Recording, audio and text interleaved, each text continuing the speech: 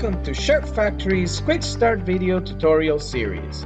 On this video, we're going to talk about Visual Studio integration with the Sharp Factory code generator application. This video builds upon previous videos in the series, so if you haven't watched the previous videos in the series, I suggest you stop this video and do so now.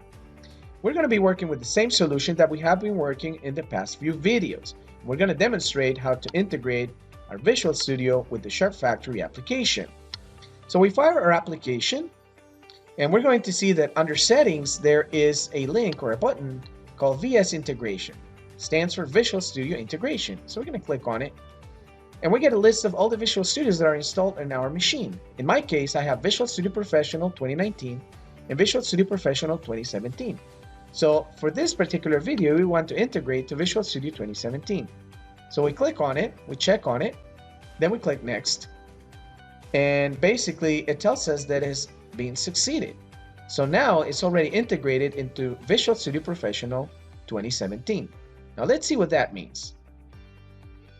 The Sharp Factory application is not a Visual Studio extension, and it doesn't work within Visual Studio. It's a separate and independent application, and it was designed that way so that it's non-intrusive to the solution or to your code. So let's add a folder in our solution called Models, and let's add an item to this folder because we already have the model saved under the solution. We're just going to add an existing item,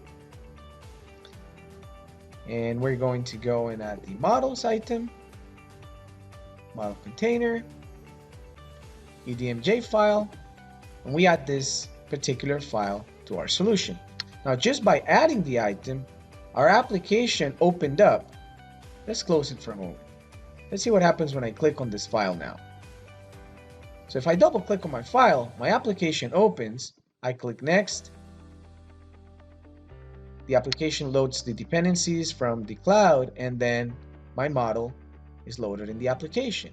So now every time I click on a file that has the EDMJ extension, which stands for Entity Data Model JSON, from within Visual Studio, it opens up the model within the Sharp Factory code generator. And that's it. That's how simple it is to integrate our application, the Sharp Factory code generator, with Visual Studio.